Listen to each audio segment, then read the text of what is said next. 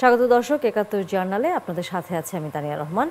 সংবাদ পর্যালোচনা ভিত্তিক নিয়মিত এই অনুষ্ঠানে আমরা খবরে নানান বিষয় বিশ্লেষণ করে থাকি। পত্রপত্রিকা, টেলিভিশন, ডিজিটাল মিডিয়া ও নিউজ পোর্টাল যেসব খবর শিরোনাম হয়ে থাকে তা আমরা জানিয়ে দিই। সেই খবরের সাথে যুক্ত মানুষদের আমরা সংযুক্ত করি আমাদের আলোচনা টেবিলে। আমাদের স্টুডিও এবং অনলাইনে সংযুক্ত থাকা অতিথিরা সেসব খবরের গভীরে ঢোকেন। দর্শক, আজ আমাদের সাথে আছেন সিনিয়র সাংবাদিক সর্দার ফরিদ আহমেদ। আপনাকে স্বাগত ৭১ জার্নালে, যুক্ত হয়েছেন আপনি আমাদের সাথে। দর্শক, একই সাথে আপনাদেরকেও স্বাগত জানাচ্ছি আবারও, এবং বিভিন্ন খবরের বিভিন্ন পর্যায়ে অতিথিরাও পর্যায়ক্রমে আমাদের সাথে যুক্ত হবেন। আমরা আলোচনা করব এই বিষয়টি নিয়ে। আমাদের সাথে আছেন এরই মধ্যে অতিথি হিসেবে যুক্ত হয়েছেন মেজর অবসরপ্রাপ্ত শাকিল নওয়াজ, সাবেক পরিচালক ফায়ার সার্ভিসের। আমরা তার সাথে নিশ্চয়ই সংযোগ স্থাপন করতে পেরেছি বলে আমরা ধারণা করি।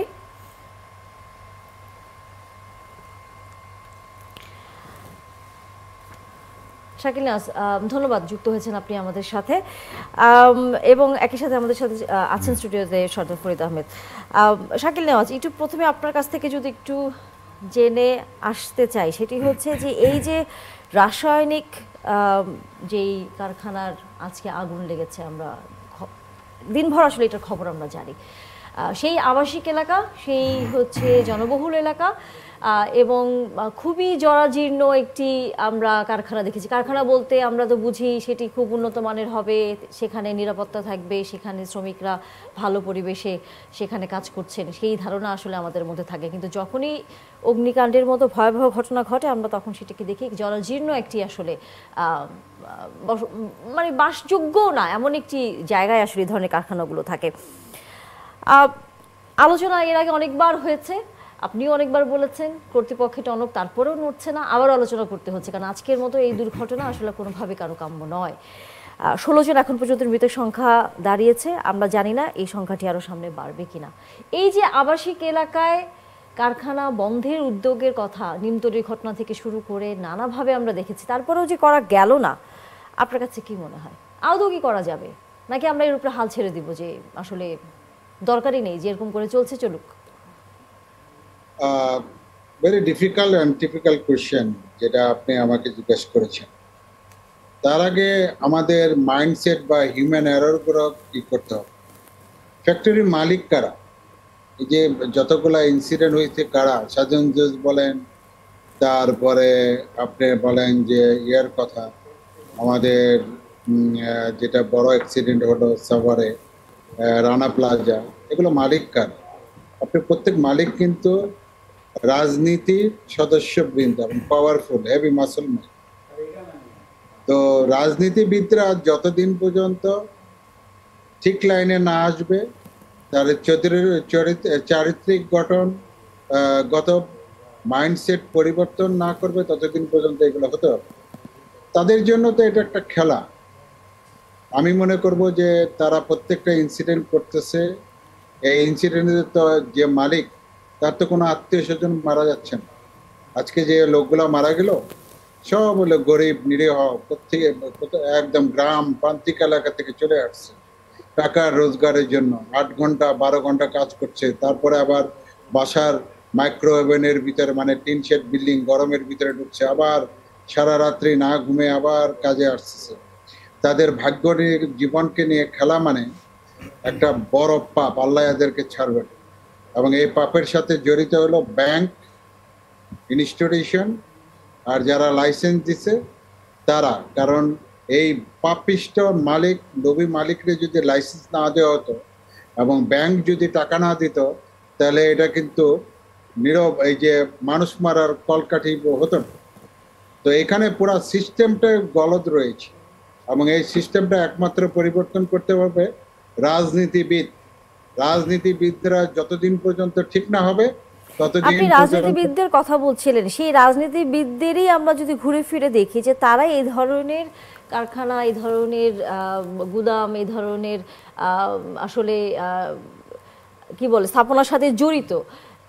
এইটা অনেকটা তাদেরকে পার পেয়ে যাওয়ার সুযোগ আসলে করে দেয় কিনা, কারণ আমরা সবাই কম বেশি নিয়ে কথা বলি, সরকার বারবার নানা রকম উদ্যোগের কথা বলে, চেষ্টা করেন, আগেও আমরা দেখেছি, কিন্তু দিন শেষে এখানে এসে যে কোথায় যেন তারা আটকে যায়। তাহলে কেমন করে আসলে এটা সমাধান সম্ভব হবে? সমাধান কেমনে হবে? একজন মন্ত্রীকে, এ তো রাজনৈতিক লিডার, এবং এই মন্ত্রীর কাছে যখন যায় মন্ত্রী, তখন তার যে ডান হাত বাম হাত আছে, এরা কিন্তু আপনার ইন্ডাস্ট্রির লিডার বা মালিক কিন্তু। এখন তার এটা যখন ক্যান্সেল করবে, আলটিমেটলি ওই মন্ত্রীর কিন্তু, সেও তো এখান থেকে অনেক সাপোর্ট পেয়ে থাকে, এগুলো কিন্তু কার্ভ হয়ে যায়।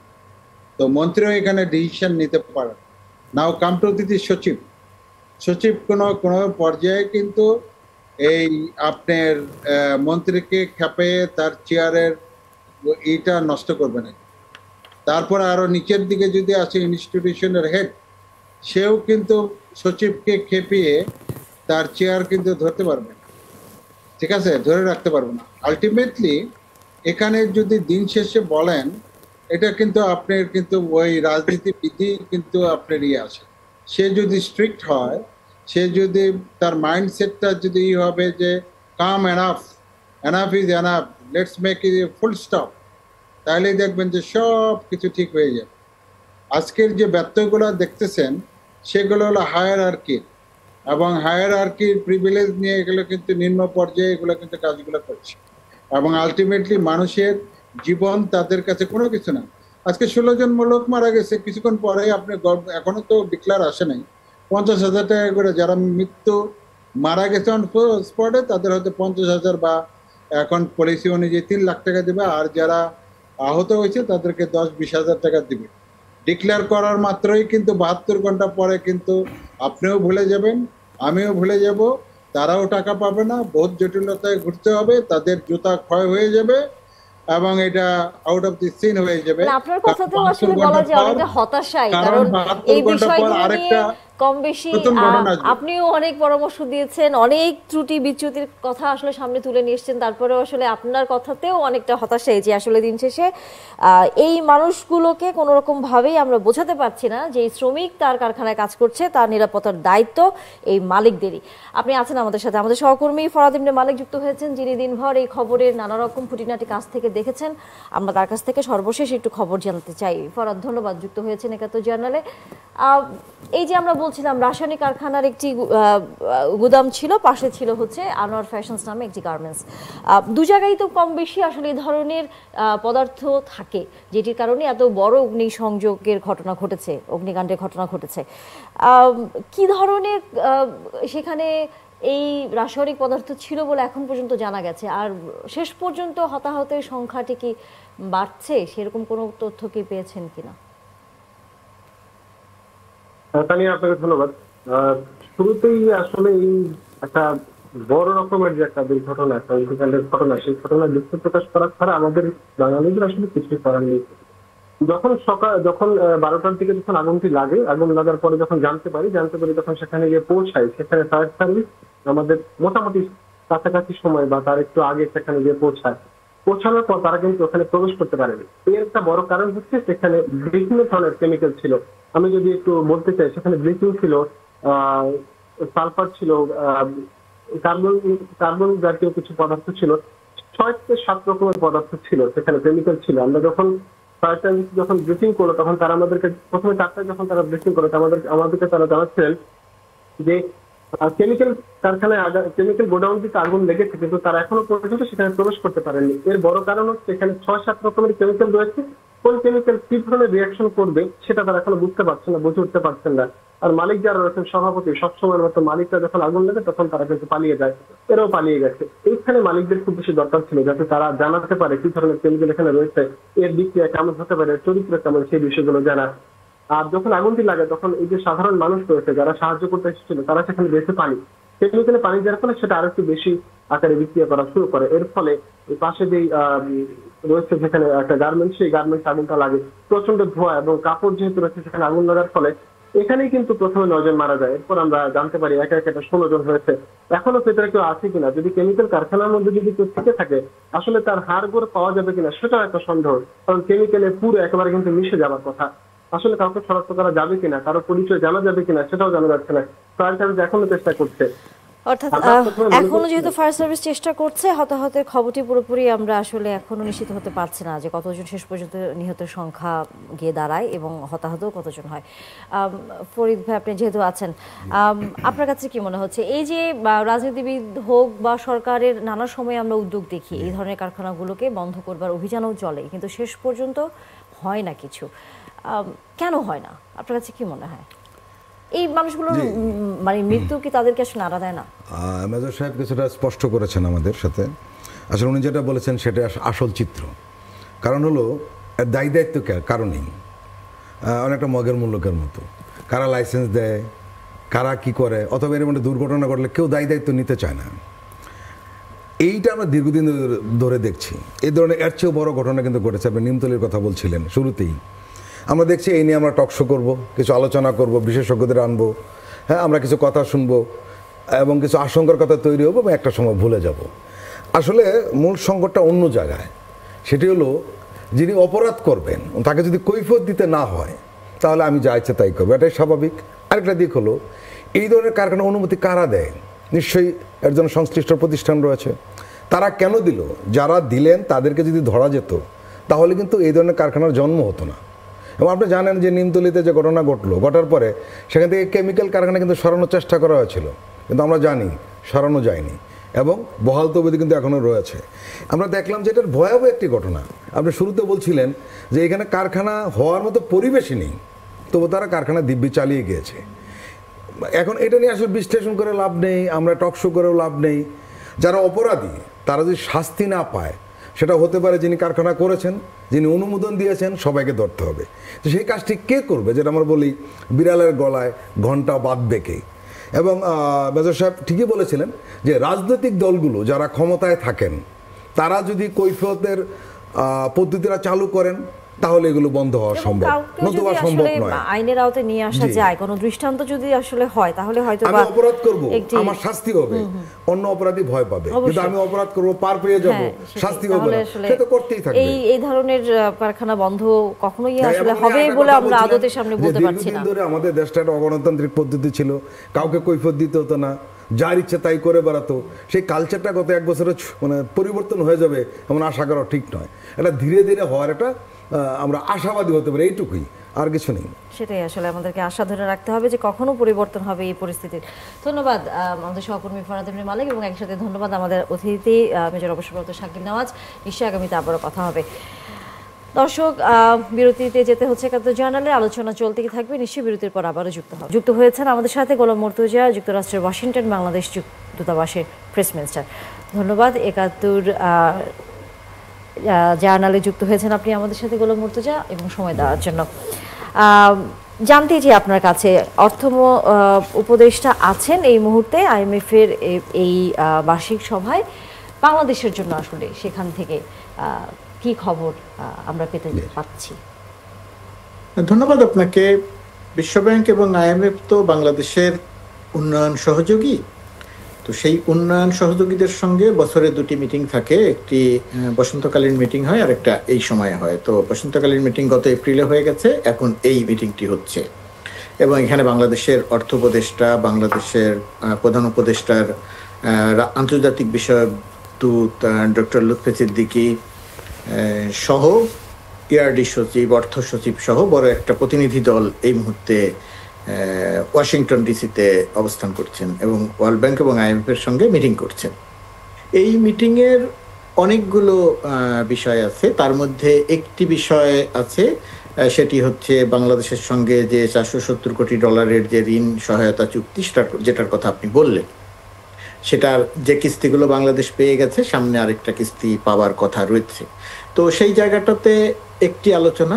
আর এর বাইরে যুক্তরাষ্ট্রের যে ব্যবসায়ীরা আছেন সেই ব্যবসায়ীদের সঙ্গে ইতিমধ্যেই গত 13ই অক্টোবর যুক্তরাষ্ট্রের প্রধান ব্যবসায়ীদের সঙ্গে এখানকার chamber of commerce, US chamber of commerce একটি গোল টেবিল বৈঠকের আয়োজন করেছিলেন। সেখানে বাংলাদেশ প্রতিনিধি দল সব উপস্থিত ছিলেন।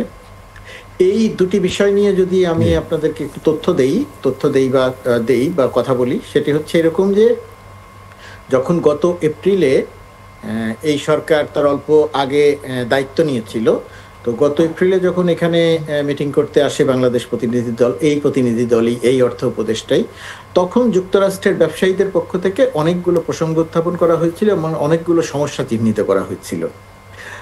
আর এই প্রায় 6 মাস পরে এসে এবার যখন এই বৈঠকটি হচ্ছে, তখন যখন আবারও এই একই ব্যবসায়ীদের সঙ্গে গোলটেবিল বৈঠক অংশ নেওয়া হলো, তখন বাংলাদেশের পক্ষ থেকে যেমন এই 6 মাসের বা এই সময়কালের যে অগ্রগতি, সেই অগ্রগতিগুলো তুলে ধরা হচ্ছে যে আমাদের রিজার্ভের অবস্থা এখন সন্তোষজনক, আমাদের কোনো ডলারের সংকট নেই, কোনো ব্যাংকের এলসি খুলতে সমস্যা হচ্ছে না, যুক্তরাষ্ট্রের যে সমস্ত যুক্তরাষ্ট্র সহ যে সমস্ত বড় বড় ব্যবসায়ীরা বাংলাদেশে ব্যবসা করছেন, তাদের সরকারের কাছে তাদের যে পাওনা ছিল সেই পাওনাগুলো বর্তমান সরকার পরিশোধ করে দিয়েছে, এখন আর তাদের কোনো অভিযোগ নেই। এবং এই সবই ছিল হচ্ছে বিগত শেখ হাসিনার পলাতক শেখ হাসিনার ফ্যাসিস্ট রেজিমের একটা ধারাবাহিকতা। সেই দায়টা আমাদেরকে বহন করতে হচ্ছিল, বর্তমান সরকারকে বহন করতে হচ্ছিল। বর্তমান সরকার দায়িত্ব নিয়ে 1 বছরের মধ্যে অর্থনীতিকে মোটামুটি একটা সন্তোষজনক জায়গাতে নিয়ে গেছে। ব্যাংকিং সেক্টর থেকে আর্থিক খাত সংস্কার, যে সমস্ত ব্যাংক শেখ হাসিনা লুটপাট করার সুযোগ করে দিয়েছিল, সেই লুটপাটগুলো বন্ধ করা হয়েছে। এর অর্থ এই নয় যে কথাগুলো বাংলাদেশের পক্ষ থেকে বলা হয়েছে এবং আমি এখন এই কথা বলছি যে আমাদের সব সমস্যার সমাধান হয়ে গেছে। আমাদের সব সমস্যার সমাধান হয় নাই। জনজীবনে এখনো অনেক রকমের জটিলতা আছে, সমস্যা আছে। জিনিসপত্রের দাম নিয়ে মাঝে মধ্যেই মানুষের ভেতরে একটা প্রতিক্রিয়া তৈরি হয়। আমার দুটো প্রশ্ন, সেটি হলো যে আমরা একটা নির্দিষ্ট করে জানতে চাই যে IMF এবং ওয়ার্ল্ড ব্যাংক এর কাছে বাংলাদেশ কি চায়, ঠিক উল্টোটা এই দুটো আর্থিক প্রতিষ্ঠান বাংলাদেশের কাছে কি চায়। ওয়ার্ল্ড ব্যাংক IMF কি করে? আসলে ওয়ার্ল্ড ব্যাংক IMF যেটা করে, যে সমস্ত দেশের দরকার সেই সমস্ত দেশকে মূলত ঋণ সহায়তা, রাইট, বাংলাদেশকেও সে ঋণ সহায়তা দেয়। যে 470 কোটি ডলারের যে চুক্তির কথা বলা হচ্ছে, সেটা একটা ঋণ সহায়তার চুক্তি। এখন ঋণ সহায়তার চুক্তি কারা নেয়? ঋণ সহায়তাটা কারা নেয়? ঋণ সহায়তাটা নেয় ঋণ যাদের দরকার আছে, টাকা যাদের দরকার আছে তারা। এর আগে গত এপ্রিলের মিটিংটার সময়ে যেটা ছিল আর এখনকার যেটা অবস্থা, যেটা বাংলাদেশের একজন নাগরিক হিসেবে, আমি সরকারের অংশ হিসেবে নয়, বাংলাদেশের একজন নাগরিক হিসেবে যেটা আমার কাছে অত্যন্ত গর্বের একটি ব্যাপার। গর্বের একটি ব্যাপারটা হচ্ছে এই কারণে যে এই সরকার যখন ঋণ চুক্তিটি করে, সেই ঋণ চুক্তি করার সময়ের ব্যাপার ছিল তখন আমাদের টাকার দরকার ছিল, আমাদের রিজার্ভের অবস্থা অত্যন্ত শোচনীয় ছিল, ডলারের তীব্র সংকট ছিল, আমরা জিনিসপত্র কিনতে পারছিলাম না, ডলার পরিশোধ করতে পারছিলাম না বিদেশি কোম্পানিগুলোকে, সেরকম একটা অবস্থায় ছিল। সেই সময় আমাদের ঋণটা খুব জরুরি ছিল, দরকার ছিল IMF এর।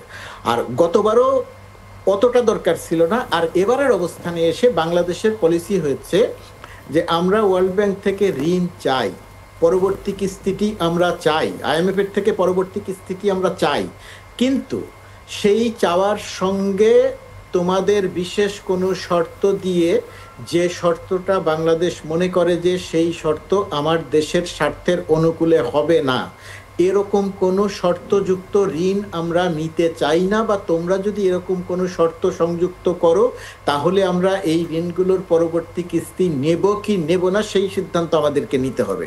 অর্থাৎ আমরা অর্থ উপদেষ্টা তার খুব পরিষ্কার করে IMF এর জায়গাটাতে কথা বলেছেন। মুর্তজা ভাই, আপনি কিন্তু একটা কথা বললেন যেটা সেটা একটু আমাদের জন্য, মুর্তজা ভাই আমাদের জন্য একটু নতুন, আমি একটু বলি আপনাকে। আপনি যে কথাটা বলেন আমাদের জন্য বেশ নতুন, সেটি হলো যে আমরা কি বার্গেনিং পজিশনে আছি? আমরা অবশ্যই বার্গেনিং পজিশনে আছি এবং সেখানে আমরা আমাদের শর্ত অনুযায়ী, আমাদের সুবিধা অনুযায়ী যদি ঋণ সহায়তা পাওয়া যায় তাহলেই আমরা এই ঋণ সহায়তা নেয়ার ব্যাপারটা চিন্তা করব।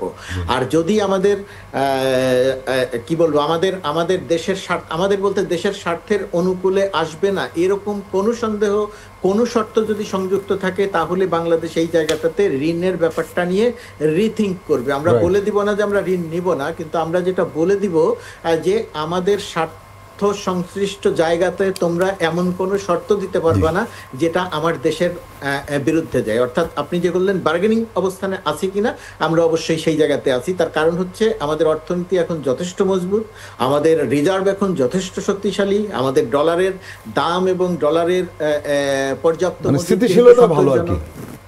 আমাদের একটা মোটা, আমি বলি না যে একেবারে সবকিছু আমাদের ঠিক হয়ে গেছে, কিন্তু আমরা এই 5 আগস্টের পরে দায়িত্ব নেওয়ার পর থেকে এখন এই মাত্র 1 বছরের মধ্যে আমরা মোটামুটি ভাবে একটা সন্তোষজনক জায়গাতে এসেছি। মুর্তজা ভাই, আরেকটা প্রশ্ন যেটা খুব বেশি আলোচিত, সেটি হলো যে আপনি নিজে জানেন যে আমাদের দেশ থেকে এই পালিয়ে যাওয়া প্রধানমন্ত্রীর সরকার কি পরিমাণ অর্থ পাচার করেছে। আমরা জানতে পারলাম যে সেখানে পাচার করা অর্থ ফিরিয়ে আনার বিষয়েও আলোচনা হবে। এই বিষয়ে আপনি আমাদের কিছু জানাবেন? দেখেন, যে অর্থ শেখ হাসিনা তার লোকজনদেরকে দিয়ে রাষ্ট্রীয় পৃষ্ঠপোষকতা দিয়ে পাচার করিয়েছে, লুট করিয়েছে দেশে, পাচার করিয়েছে দেশের বিদেশে, সেটা ওয়াশিংটনে মানে সব জায়গাতে পাচার করিয়েছে। এখন এই অর্থটা ফেরত আনা অত্যন্ত জটিল একটি প্রক্রিয়া। জটিল একটি প্রক্রিয়া হচ্ছে অন্যান্য দেশের, যে সমস্ত দেশে পাচার করেছে সেই সমস্ত দেশের আইন অনুযায়ী। এটা নিয়ে এখনো পর্যন্ত খুব বড় করে বলার মতো জায়গায় আসে নাই, কিন্তু আমি একটা জিনিস আশ্বস্ত করতে পারি যে বাংলাদেশ সরকার এটা নিয়ে সর্বোচ্চ শক্তি দিয়ে সে কাজ করছে, এবং সেই কাজ করার আমি যতটুকু জানি যে আমার ধারণা যে এই সরকারের মেয়াদকাল শেষ হওয়ার পরেই, অর্থাৎ শেষ হওয়ার মধ্যেই, আগামী ফেব্রুয়ারিতে নির্বাচন এবং সেই নির্বাচন পর্যন্ত মেয়াদকাল যদি আমি ধরি, তার মধ্যেই একটা সুখবর পাওয়ার সম্ভাবনা আছে। এবং কিছুটা সুখবর যে পাওয়া যায় নাই একেবারে সেটা বলা যাবে না। ইউকেতে আওয়ামী লীগের মন্ত্রী, সাবেক মন্ত্রী, এই পলাতক যারা, আমি চৌধুরী জাভেদের কথা বলছি সহ বেশ কিছু ঘটনা ইতিমধ্যেই জানা গেছে ইউকে সরকার বাজেয়াপ্ত করেছে। এরকম আরো কয়েকটি দেশে সম্পদের অনুসন্ধান চলছে, সরকার কাজ করছে, সেখানে বিশ্ব ব্যাংকের সহায়তা নেওয়া হচ্ছে। প্রধান উপদেষ্টা নিউ ইয়র্ক সফরে যখন আসেন তখন বিশ্ব ব্যাংকের চেয়ারম্যানের সঙ্গে, বিশ্ব ব্যাংকের চেয়ারম্যানের সঙ্গে তখন কথা বলেছেন, তিনি আশ্বাস দিয়েছেন এখনো এই আলোচনাটা হবে। এবং এই আলোচনার বাইরেও নেপথ্যে অনেক কাজ চলছে। বাংলাদেশ ব্যাংকের গভর্নর কাজ করছেন, একটা টিম করা হয়েছে, সেই টিম কাজ করছে, এই টিমের সঙ্গে অনেকে সম্পৃক্ত আছে। আমি শেষ প্রশ্নটা আপনাকে করতে চাই, সেটি হলো যে আমরা জানি যে আমেরিকা যে বহুল আলোচিত শুল্ক আরোপ, বাংলাদেশ এক ধরনের সুবিধাজনক অবস্থানে রয়েছে। বিশেষ করে আমাদের প্রতিবেশী দেশের ব্যাপক শুল্ক আরোপের বা তাদের ওষুধের রপ্তানির ব্যাপারে 100% শুল্ক আরোপ করেছে। সব মিলিয়ে যারা অর্থনীতিবিদরা বলছেন যে বাংলাদেশ অনেকটা সুবিধাজনক অবস্থানে রয়েছে। আপনি ওয়াশিংটনে রয়েছেন, আমাদেরকে কি বলবেন যে আসলে এই মুহূর্তে বাংলাদেশে কী ধরনের সুবিধা পাচ্ছে ব্যবসায়ীরা?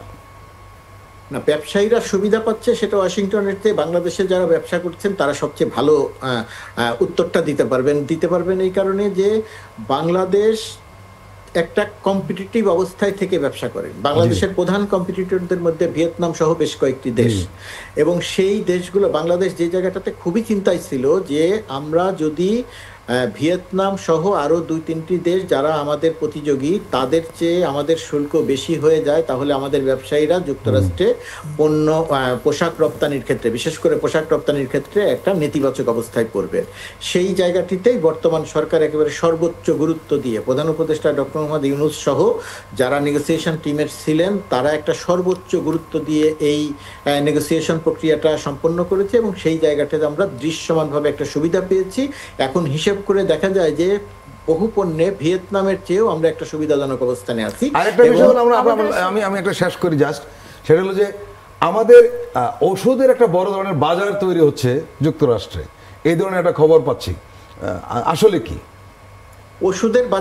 ওষুধের একটা চাহিদা বাংলাদেশ যুক্তরাষ্ট্রের বাজারে আছে, কিন্তু যুক্তরাষ্ট্রের বাজারে যদি কোনো একটি ওষুধ ঢুকতে চায় তাহলে একটা লম্বা প্রক্রিয়া মেনে অনুসরণ করে 2-3 বছরের একটা প্রক্রিয়া অনুসরণ করে তারপরে ঢুকতে হয়। ইতিমধ্যেই কিছু কাজ হয়েছে এবং ওই কাজগুলোর আরো চেষ্টা চলছে যে বাংলাদেশের বড় বড় যে সমস্ত ফার্মাসিউটিক্যাল কোম্পানি আছে তারা যদি যুক্তরাষ্ট্রে এসে কারখানা তৈরি করতে পারেন, প্রতিষ্ঠান তৈরি করতে পারেন, তাহলে যুক্তরাষ্ট্রের বাজারে আমাদের বিপুল সম্ভাবনা আছে। এবং এটা নিয়ে শুধুমাত্র এই সরকারের সময় নয়, এটা নিয়ে কাজ চলছে এবং বর্তমান সরকারও সেই জায়গাটাতে সহায়তা দেওয়ার চেষ্টা করছে। অনেক ধন্যবাদ গোলাম মুর্তজা, যুক্ত হয়েছেন, আপনার মাধ্যমে আমরা অনেক তথ্য আসলে পেলাম। আবারও নিশ্চয়ই কথা হবে। আমাদের সাথে এরই মধ্যে দর্শক যুক্ত হয়েছেন শরফত আলী সোপো, স্বেচ্ছাসেবক বিষয়ক সম্পাদক কেন্দ্রীয় বিএনপির, এবং একই সাথে অধ্যক্ষ মাওলানা শেখ ফজলে বারী মাসুদ, যুগ্ম মহাসচিব ইসলামী আন্দোলন বাংলাদেশের। আমরা যে বিষয়টি নিয়ে আলোচনা করতে চাই সেটি হচ্ছে এরই মধ্যে বলা যায় প্রধান নির্বাচন কমিশনের সাথে জামায়াত ইসলামী দেখা করেছেন এবং তারা বলছিলেন যে জাতীয় নির্বাচনের আগে গণভোট করবার একটি যদি কোনো সম্ভাবনা থাকে সেটি যেন আসলে করার উদ্যোগ নেওয়া হয় এবং জাতীয় নির্বাচনের দফতরের আগে গণভোটের দাবি করেছে ইসলামী আন্দোলন বাংলাদেশ। তারাও আমরা যদি একটু যেহেতু ইসলামী আন্দোলন বাংলাদেশের যুগ্ম মহাসচিব যুক্ত আছেন মৌলানা শেখ ফজলে বারী মাসুদ, একটু বলবেন কেন গণভোট আপনারা চাচ্ছেন জাতীয় নির্বাচনের আগে?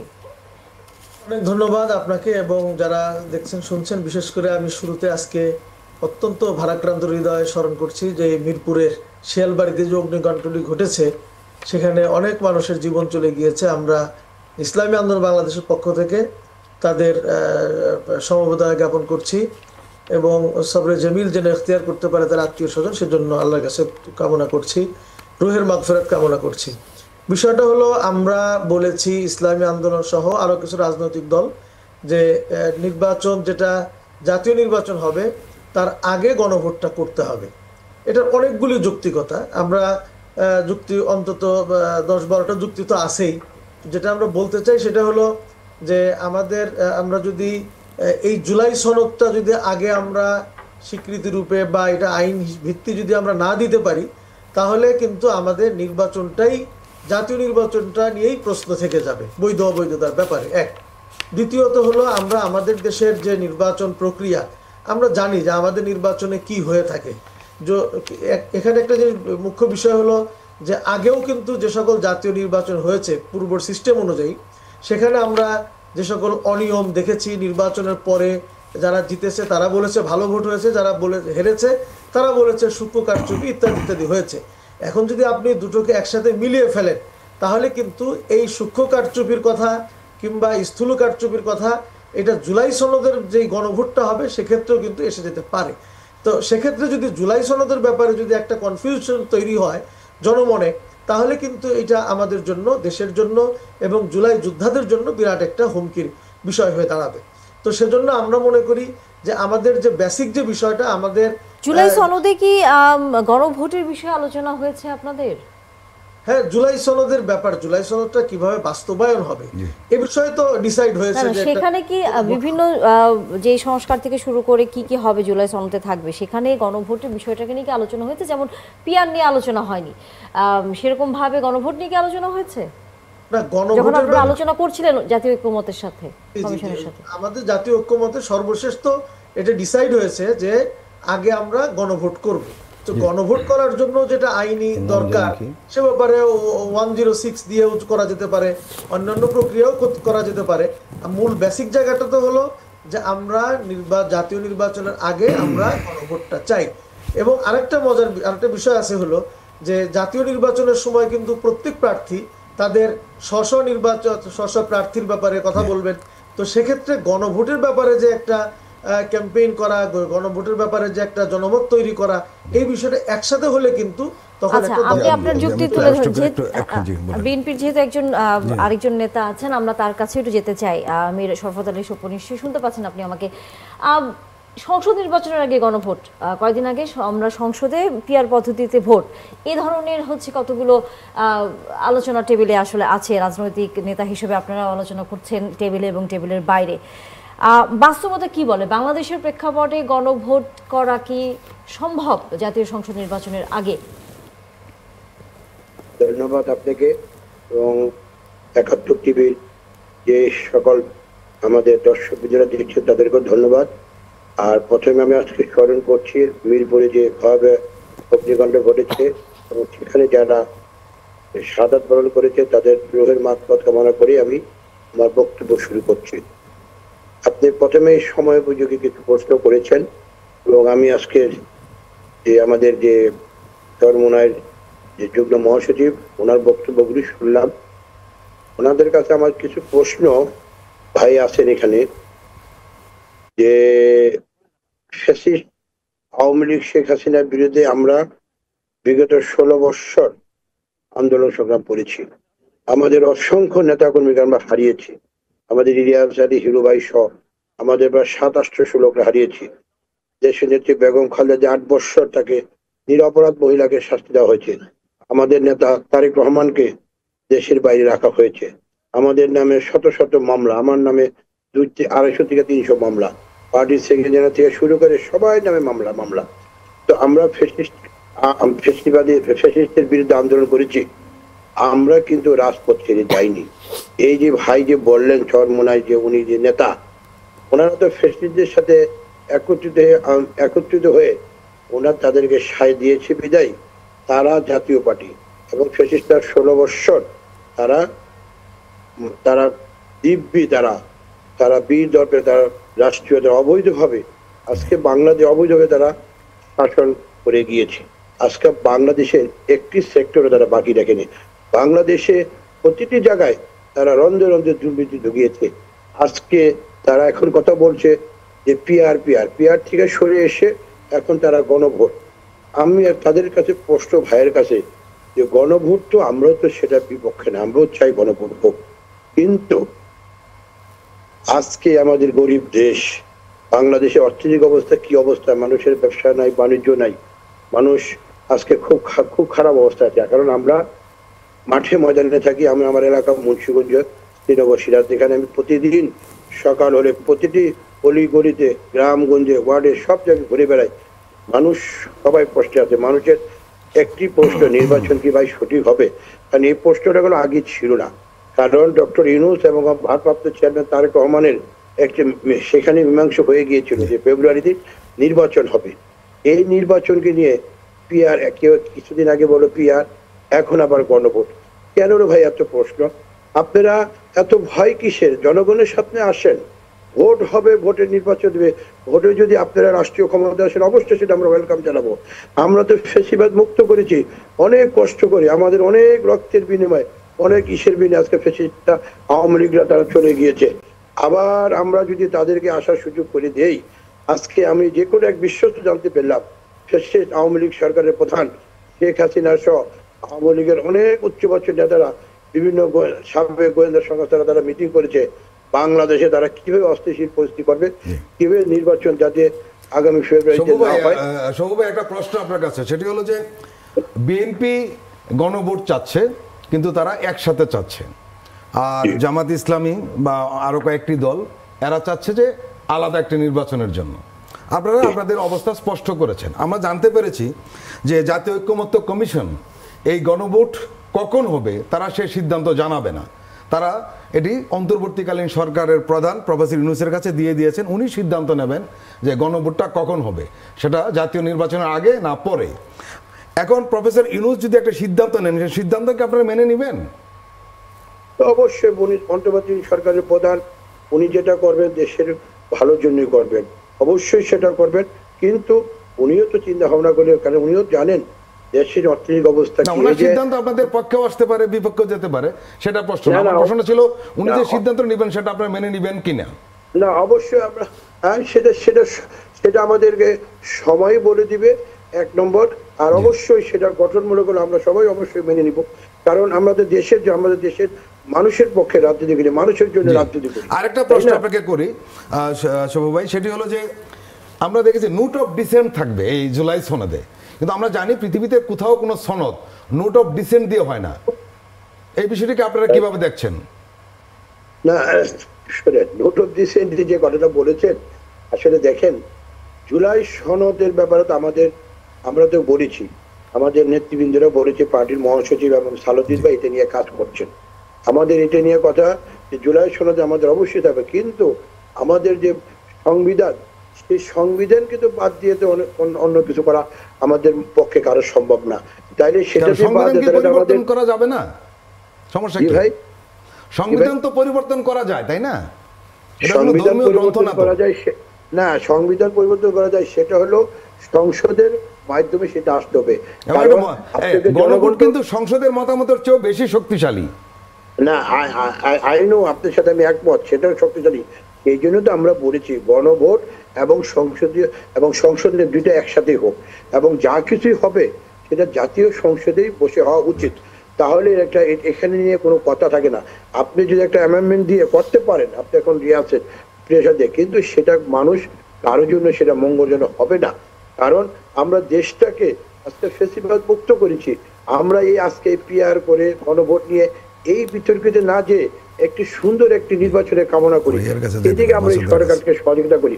নির্বাচনটা হলে মানুষের আজকে সবাই স্বাচ্ছন্দ্য বোধ করবে। মানুষের ব্যবসা বাণিজ্য, আজকে আইন শৃঙ্খলা পরিস্থিতি বলেন, সব জায়গায় আজকে মানে মানুষের অশান্তির মধ্যে বিরাজ করছে। তাই গ্রামগঞ্জে মানুষ বলেন সবাই করবে আজকে খুব খারাপ অবস্থাতে যাচ্ছে। সেই জন্যই ওইখান থেকে আমরা সরে এসে আমরা এই সরকারকে সহযোগিতা করা উচিত।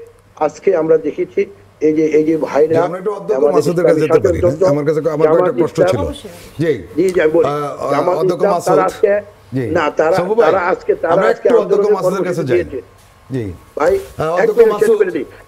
শেষ করে দিই আমি, তারা আজকে আন্দোলনের কর্মসূচি মানব বন্ধন করেছে। এই যে মানুষের, আমি আজকে ছিলাম, মানুষের ঢাকা শহরে যে যানজট ছিল, এমনি তো মানুষ চলতে পারে না, মানুষের যানজট, মানুষের কর্মসূচি করেন তখন একই অবস্থা হয়। আমরা সবাই আপনি কিন্তু বলি এটা খণ্ডন করি। আমরা করলাম 5ই আগস্টের পরে আমাদের রাজনৈতিক দলের জনগণের দুর্ভোগ নিয়ে ভাবে নাই যখন মিছিল মিটিং করে।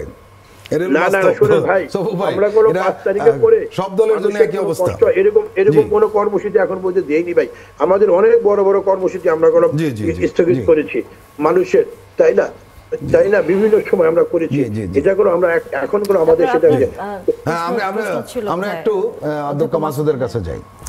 অধ্যক্ষ মাসুদ, আমরা লক্ষ্য করছি যে কয়েকটা সংকট তৈরি হয়েছে বা অমীমাংসিত রয়ে গিয়েছে। একটা হলো যে গণভোট হবে, সবাই একমত হয়েছে, কিন্তু কখন হবে? আপনারা একটা দাবি জানাচ্ছেন যে জাতীয় নির্বাচনের আগে হবে, বিএনপি সহ আরো কিছু দল তারা বলছে যে একসাথে হোক। এটা একটা অমীমাংসিত ইস্যু রয়েছে। 2 নম্বর হলো পিআরের একটা ইস্যু রয়েছে। পিআরের কি হবে? পিআরের ব্যাপারে একটা আলোচনা রয়েছে যে আপনারা উচ্চ কক্ষে পিআরটা দিলে নিম্ন কক্ষ ছেড়ে দিবেন।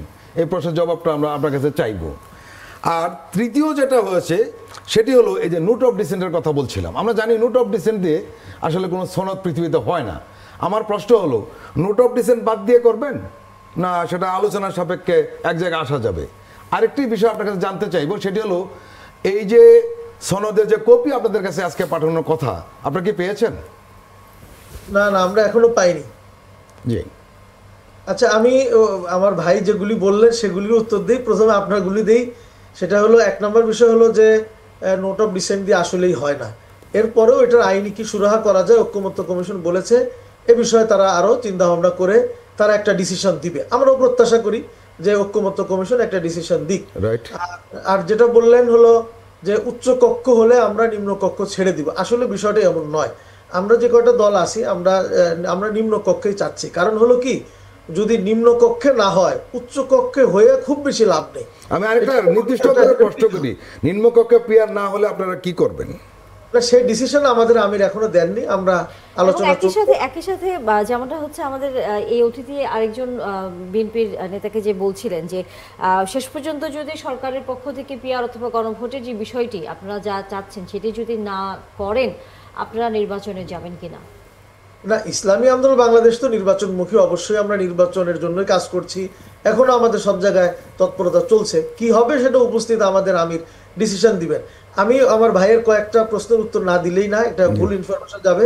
প্রথমত বিষয়, উনি বললেন যে আওয়ামী লীগকে আমরা সহায়তা করেছি। এটা ওনারা যে কিভাবে বলেন রাজনীতি করেন, বাংলাদেশে যদি রাজনৈতিক দলের নেতা হয়ে যদি তথ্য না জানেন তাহলে তো এটা আমাদের জন্য দুঃখজনক। ইসলামী আন্দোলন বাংলাদেশ আওয়ামী লীগকে কোথাও কোনোভাবে প্রকাশ্যে গোপনে কোথাও কোনোভাবে সহযোগিতা করেছে একটা প্রমাণও যদি ওনারা পেশ করতে পারেন তাহলে আমরা সেটা মেনে নিব। একটাও আশা করি এটা বলতে পারেন। এটা হাওয়াই কিছু কথা, হাইপোথিসে ওনারা কিছু কথা বলেন, আসলে এর কোনো প্রমাণ ওনারা দেখাতে পারবেন বলে আমার কাছে মনে হয় না। পিআর থেকে কিন্তু আমরা সরে আসিনি, যেটা আপনি বলেছেন, প্রশ্ন করেছেন। আমরা এখনো পিআরের দাবিটা করছি, কারণ আমরা জানি যে পিআর না হইলে দেশটা আবার সে পূর্বের জায়গায় ফিরে যাবে বলে আমাদের ধারণা। আমার ভাই একটা কথা বলেছেন, বিএনপি নেতা, যে গণভোটের দেশের মানুষ ভালো নেই, অর্থ আগে করলে অর্থের খরচ হবে ইত্যাদিতে যে কথাটা বললেন উনি, আসলে কি, যদি নির্বাচনটা যদি ভালো না হয়, যদি আমরা জুলাই সনদের আইনি ভিত্তিটা আগে তৈরি করতে না পারি, এখন যে অর্থের কথা বলতেছেন উনি, এর চাইতে আগের সরকারগুলো তো বহু অর্থ অপচয় করেছে, বহু অর্থ পাচার করেছে। আমাদের এই অল্প কিছু টাকা খরচ হইলেও যদি দেশটা যদি স্টেবল হয়, দেশের মানুষ যদি শান্তি পায়, এটাই সবচাইতে বড় প্রত্যাশা এদেশের মানুষের, এটা আমি মনে করি।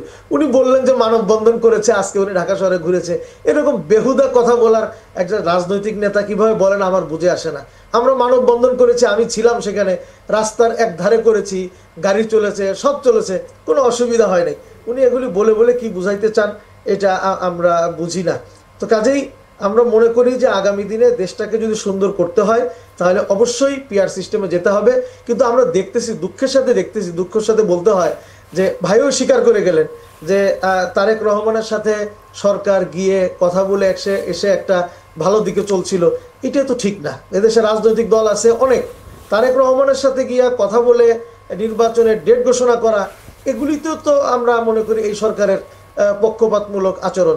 এবং আমরা দেখেছেন আপনার গত 8 সেপ্টেম্বর নির্বাচন কমিশনার সুস্পষ্টভাবে বলে দিয়েছে যে আগামী ভোটে সেন্টারগুলোতে কোনো সিসি ক্যামেরা থাকবে না। এই সমস্ত কথার থেকে কিন্তু আমাদের মধ্যে একটা আশঙ্কা তৈরি হচ্ছে যে নির্বাচনটা কি আদৌ সুষ্ঠু হবে কিনা, বা নির্বাচন কমিশন কোনো একটা দলকে চেয়ারে বসিয়ে দেওয়ার জন্য কাজ করছে কিনা। এটা একটি দল বলতে আপনারা আসলে কাকে বোঝাচ্ছেন? এটা তো স্পষ্ট বোঝাই যায় যে বিএনপি, আমার ভাই তো বললেন যে বিএনপির সাথে তারেক রহমানের সাথে কথা বলে একদিকে গেছে। তো আমরা দেখতেছি যে বিএনপির দিকেই সরকার ঝুঁকে যাচ্ছে এবং বিএনপি কি হয়তো তারা এই প্রশ্নের উত্তর নিশ্চয়ই এমির শরফুল আলী সুপু উনি আছেন, আমরা একটু ওনার কাছ থেকে শুনতে চাই। সরকার কি তাহলে আপনাদেরকে, যিনি বলছেন আমাদের আরেক অতিথি, যে আপনাদের সহযোগিতা করতেছে ক্ষমতায় বসানোর জন্য, আসলে কি তাই?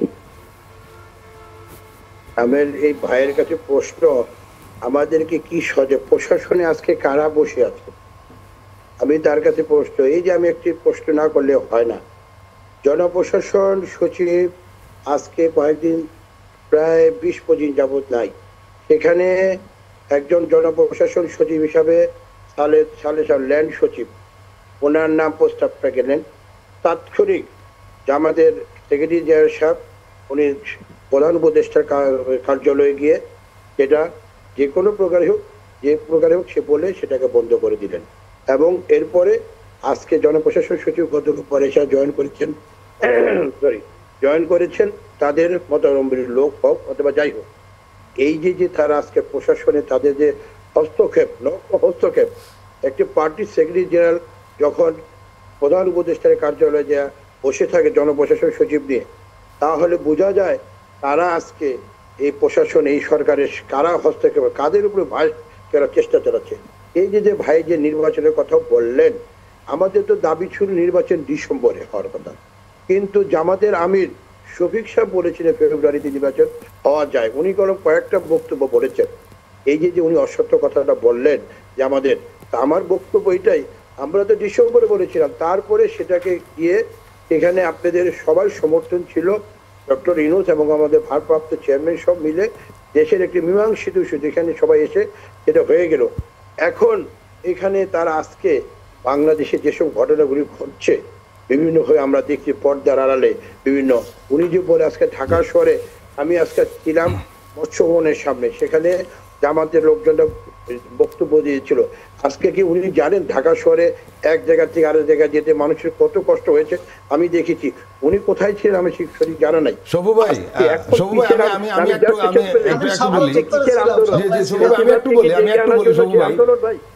ভাই রাজনীতিতে একটা কথা রয়েছে, সেটা হলো এজেন্ডা সেটিং বলে একটা কথা আছে পলিটিক্যাল সায়েন্সে বা গণমাধ্যমে। আমরা এটা লক্ষ্য করেছি যে বিএনপি হলো সবচেয়ে বড় দল, এরা সব সময় 10 মিনিট বক্তব্য রাখলে 8 মিনিট জামাতের বিরুদ্ধে বলে। কেন, বিএনপি নিজের কি কোনো বক্তব্য নেই? কি দরকার জামাতকে বারবার সব আলোচনায় এনে আনা সব বিষয়ে? এই কাজটা আপনারা কেন করছেন? আমি জাস্ট এটার উত্তরটা আমি দিচ্ছি।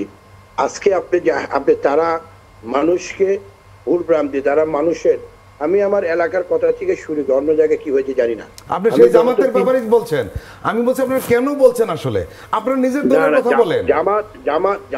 জামাত যে মানুষকে ভুল পথে নিয়ে ভুল কথা বলছে, আমরা সেই জন্য এই জিনিসগুলি বলছি, আমরা তাদের বিরুদ্ধে না, আমরা তারা যে জিনিসগুলি করছে এটা দেশের জন্য কারোর জন্য মঙ্গলজনক না। কিন্তু আপনারা কি চান? জনগণকে তো সেই বার্তাটা দিবেন যে ভাই আমরা ক্ষমতা গেলে এটা চাই, এটা করব। আপনারা সেই বার্তাটা না দিয়ে আপনারা জামাত দিয়ে ব্যস্ত আছেন। দরকারটা কি? বিএনপি একটা বিশাল দল, অন্য দল নিয়ে তো ভাবনার দরকার নেই। না, আমি অন্য দল দিয়ে আমরা ভাবিনি, কিন্তু আমরা তো তারা যে কর্মসূচি দিয়েছে, এই যে আজকে তারা মানববন্ধন, তারপর আরো কর্মসূচি, রাজনৈতিক কর্মসূচি করতে পারে তারা, সমস্যা নেই। না, আমরা জামাত দিয়ে আমাদের কোনো চিন্তা নাই ভাবে, কিন্তু তারা যে মানুষকে ভুল কথা বলে ভুল পথে নিয়ে যাচ্ছে, বিভ্রান্তি ছড়াচ্ছে বিভিন্ন মসজিদ মাদ্রাসায়, তারা আজকে তারা দেখা যাচ্ছে যে মাগরিব আসর নামাজের পরে তারা লোক নিয়ে তারা তলে তলে তারা নির্বাচনে ক্যাম্পিং করছে, আবার নির্বাচনের জন্য তারা পিআর বলে, তারপর বলে কি গণভোট বলে, এইসব কথাগুলি বলে। আমরা ছাত্র দল করা লোক, মাঠের সৈনিক, আমরা চিনি আপনাকে। হ্যাঁ, ঢাকা কলেজে বললে আপনাকে সবাই চেনে। আমার প্রশ্নটা হলো, জামাত কি এত বেশি গুরুত্বপূর্ণ যে আপনারা জামাত ছাড়া আর বেরোতে পারছেন না? এত গুরুত্বপূর্ণ হয়ে গেছে আপনাদের কাছে? জামাত আমাদের কাছে কোনো গুরুত্বপূর্ণ না। জামাত 10 মিনিট বক্তব্য করলে 8 মিনিট জামাত সম্পর্কে কেন বলেন? না, 10 মিনিট বক্তব্য বলে আমরা জামাত সম্পর্কে বলি না। যখন আপনারা মিডিয়ার সাংবাদিক ভাইরা আমাদেরকে প্রশ্ন করেন তখন আমরা দেখছি আপনারা যখন কোনো বক্তব্য দেন কোনো জনসভায় একই কাজ করেন। না, এটা কোনো সঠিক না। আপনার সাথে আমি এটা একমত হতে পারলাম না। আমাদেরকে আপনারা যখন প্রশ্ন করেন তখন তাদের কার্যকলাপগুলো, তাদের যে বিভিন্ন কার্যকলাপ, তারা বিভিন্ন মানুষকে যে ভুল পথে, আজকে আমি ছোট্ট একটা উদাহরণ দিই ভাই, একটু আমার কথা বলার সুযোগ দেন। আমাদের এলাকার একটা ছেলে জামাতের সেক্রেটারি, সে কিছু ফর্ম নিয়ে মানুষকে থেকে রাজনীতির মাঠে আসলে এই আলোচনা চলতেই থাকবে। তবে সামনে নির্বাচনে নিশ্চয়ই সকল দল অংশ নেবে এবং সুষ্ঠু একটি নির্বাচন হবে, সেই প্রত্যাশাই আমরা আসলে প্রত্যাশা করি। আপনাদের দুজনকেই ধন্যবাদ। রাজনীতির আলোচনা চলতেই থাকবে, সামনের দিনগুলোতে আবারও নিশ্চয়ই কথা বলার সুযোগ হবে। দর্শক, এই মুহূর্তে বিরতির সময় হয়ে গেল। ৭১ জার্নালে নিশ্চয়ই আলোচনার আবারও যুক্ত হবেন পরবর্তীতে। দর্শক, ধন্যবাদ। ৭১ জার্নালে যুক্ত হচ্ছেন আপনারা আবারও। আমরা আলোচনা করতে চাই এমপিওভুক্ত জন্য শিক্ষকরা বেসরকারি স্কুলের এবং তারা জাতীয়করণের জন্য যে আন্দোলন করে যাচ্ছেন, আমরা কম বেশি জানি যে সেটি তারা আগামীকাল দুপুর ১২টায় সরকারের পক্ষ থেকে কোনো একটি নির্দেশনার তারা আশা করছেন। যদি না হয় তাহলে তারা আরও কঠোর আন্দোলন দেবেন। আমাদের সহকর্মী সুফিয়ান ফারাবি যুক্ত আছেন বিষয়টি নিয়ে, এবং একই সাথে উল্লাহ রায়হান দুলু, আন্দোলনকারী শিক্ষক, তিনিও যুক্ত আছেন আমাদের সাথে শাহবাগ থেকে। আপনাদের দুজনকেই স্বাগত জানাচ্ছি এবং ধন্যবাদ ৭১ জার্নালে যুক্ত হওয়ার জন্য। সুফিয়ান ফারাবি, প্রথমে আপনার কাছে একটু আসতে চাই, সেটি হচ্ছে যে আন্দোলনের সর্বশেষ খবরাখবর এই মুহূর্তে কি আছে?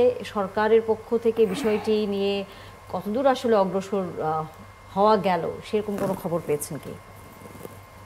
তানিয়া, আমরা আসলে সারাদিন আন্দোলনটা কভার করছিলাম এবং আমরা দেখছিলাম যে বিগত 3 দিন ধরে শিক্ষকরা যে আন্দোলনটা তারা চালিয়ে যাচ্ছেন, এটা আসলে স্বাভাবিকভাবে এক পর্যায়ে তারা আসলে তাদের আন্দোলনের যে গতিপথ এইটাকে আরো একটু কঠোর করতে বাধ্য হন। এবং সরকারও আসলে বারবারই চেষ্টা করছিলেন যে এই বিষয়টি যাতে করে জনদুর্ভোগ সৃষ্টি না হয়ে এর বাইরের কোনো পথ অবলম্বন করার মাধ্যমে আসলে সমাধান হয়, এর জন্য সরকারের সর্বোচ্চ পর্যায় থেকে কিন্তু চেষ্টা চালানো হয়েছে। কিন্তু যেটি হয়েছে যে বর্তমানে অর্থ উপদেষ্টা তিনি রয়েছেন ওয়াশিংটনে IMF এর এবং ওয়ার্ল্ড ব্যাংকের প্রোগ্রামগুলোতে জয়েন করতে তিনি আছেন ওখানে, এবং অর্থ সচিবও সেখানে রয়েছেন, যার কারণে আসলে এই বিষয়টি সরকার বুঝতে পারছে যে যৌক্তিক আন্দোলন বা সরকারের একটি সিদ্ধান্ত রয়েছে বা সরকারের একটি নীতিগত অবস্থান রয়েছে, কিন্তু সরকার আসলে সেই নীতিগত অবস্থান এখনই প্রকাশ করতে পারছে না, কারণ আসলে সরকারের একজন গুরুত্বপূর্ণ ব্যক্তি এবং সরকারি কর্মকর্তাদের একজন উচ্চ পদস্থ কর্মকর্তা অর্থাৎ বা অর্থ সচিব, তিনি কিন্তু এই মুহূর্তে দেশে নেই। যার কারণে আমরা আজকে যখন সংবাদ সংগ্রহ করছিলাম তখন আমরা দেখেছি যে আইন উপদেষ্টা তিনি নিজে সরজমিনে এসেছিলেন, ডক্টর আসিফ নজরুলের কথা বলছি, তিনি নিজে সরজমিনে এসে দেখেছেন আসলে প্রেক্ষাপটটা কি, এবং শিক্ষক এবং কর্মচারীরা যখন আসলে তাদের যে অবস্থান কর্মসূচি ছিল শহীদ মিনার থেকে, সেখান থেকে বেরিয়ে এসে যখন হাইকোর্টের মাজার গেটে অবস্থান করছিলেন, তখন তিনি সেখানে এসেছিলেন, এর কাছাকাছি এসেছিলেন এবং তিনি নিজের স্বচক্ষে তিনি দেখেছিলেন আমরা তার সঙ্গে কথা বলার চেষ্টা করেছি, কিন্তু তিনি আসলে এই মুহূর্তে কোনো কথা বলতে রাজি হননি। অর্থাৎ সরকারের সর্বোচ্চ পর্যায় থেকে কিন্তু শিক্ষা উপদেষ্টার সাথে কথা বলার বা তার কোনো ধরনের প্রতিক্রিয়া আমরা কেন পাচ্ছি না? আসলে শিক্ষা উপদেষ্টা এখন পর্যন্ত এই বিষয়ে কোনো ধরনের, যেহেতু প্রধান উপদেষ্টা সহ এবং এটি অর্থ মন্ত্রণালয়ের সংশ্লিষ্ট একটি বিষয় রয়েছে, এই জন্য আসলে তিনি নিজে এখন হয়তো মনে করছেন না যে এখনই কথা বলা যায়, এই জন্য এখন পর্যন্ত কোনো ধরনের মন্তব্য তিনি করেন। করছেন না। সুফিয়ান ফারাবী, ধন্যবাদ, আছেন আপনি আমাদের সাথে। আমাদের সাথে যেহেতু আরেকজন যুক্ত হয়েছেন, উল্লাহ রায়হান দুলু, আন্দোলনকারী শিক্ষক, তিনি আমাদেরকে একটু বলবেন যে আপনারা আগামীকাল দুপুর পর্যন্ত সময় দিয়েছেন, যদি সরকারের পক্ষ থেকে আপনাদের দাবি দেওয়া মেনে না নেওয়া হয় তাহলে আপনারা শাহবাগ মোড় ব্লকেট কর্মসূচি পালন করবেন, সেরকম কঠোর আন্দোলনের কথা আপনারা বলেছেন। শেষ পর্যন্ত যদি সরকারের পক্ষ থেকে এখনো আলোচনার কোনো বিষয়টি নিয়ে আপনাদের সাথে আলোচনা হয়েছে কিনা বা কেউ যোগাযোগ করেছে কিনা, যেহেতু আমাদের সহকর্মী বলছিলেন যে আইন উপদেষ্টা এসেছিলেন, আপনাদের সাথে কথা বলেছেন, এরপরেও কি আপনারা আপনাদের এই কঠোর অবস্থানে আছেন নাকি আপনারা আলোচনা করবেন সরকারের সাথে? জি, ধন্যবাদ আপনাকে। আসসালামু আলাইকুম।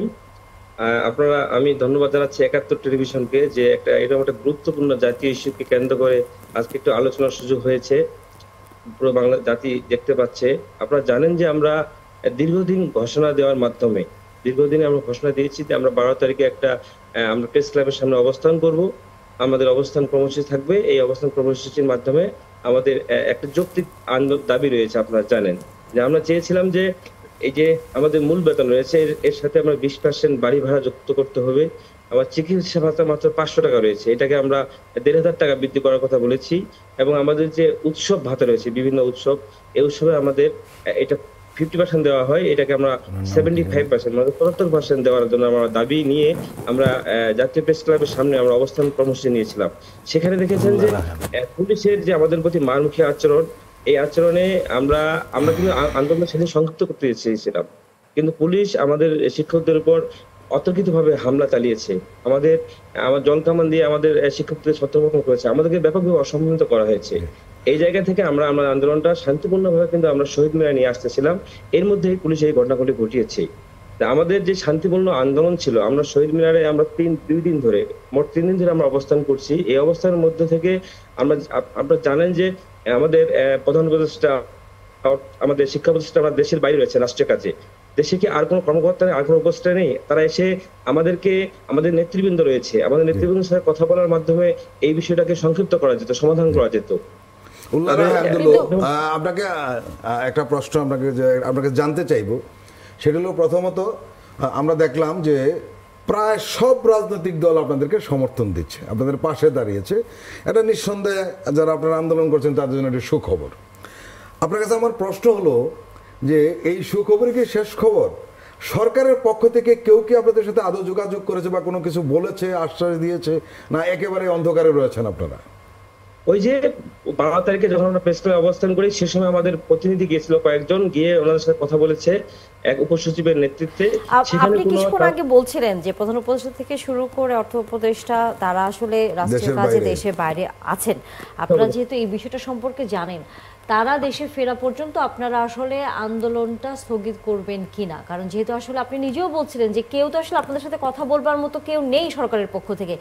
এর মধ্যে যখন আপনারা আন্দোলন করবেন শাহবাগ মোড়ের মতো একটি খুবই ব্যস্ত বহুল একটি জায়গায়, সেখানে তো সাধারণ মানুষের দুর্ভোগ হচ্ছে, সেই বিষয়গুলোও তো আপনাদের আসলে চিন্তা করতে হবে। আপনাদের যেই দাবি হয়তো যৌক্তিক, কিন্তু সেটি সরকারের সাথে আলোচনার জায়গাটি রাখা উচিত। সরকার যখন দেশে ফিরবেন তখন আপনারা তাদের সাথে কথা বলবেন কিনা, বা আপনারা যেভাবে আগামীকাল পর্যন্ত সময় দিয়ে ফেলেছেন সেখানে আপনারা কোনো আবারও নতুন করে ভাববেন কিনা, আপনাদের পরিকল্পনা কোনো পরিবর্তন আসবে কিনা? আপনারা খেয়াল করেছেন যে আমরা 3 দিন ধরে, বিগত 3 দিন ধরে অত্যন্ত শান্তিপূর্ণভাবে আমরা আন্দোলন করেছি। আমরা যেন জনদুর্ভোগ না হয় সেজন্য আমরা যে আমাদের আন্দোলনটা প্রেস ক্লাব থেকে আমরা শহীদ মিনারে নিয়ে এসেছি। যে সরকারের দুজন উপদেষ্টা বাইরে বা একজন সচিব বাইরে থাকাই কি এই সরকারের মাত্র এই কয়েকজন লোক? সরকারের তো আরো গুরুত্বপূর্ণ দায়িত্বের লোক রয়েছে। আসিফ নজরুল স্যার আইন উপদেষ্টা উনি আছেন, উনি আজকে আসছিলেন, উনি একটা ঘোষণা দিতে পারতেন।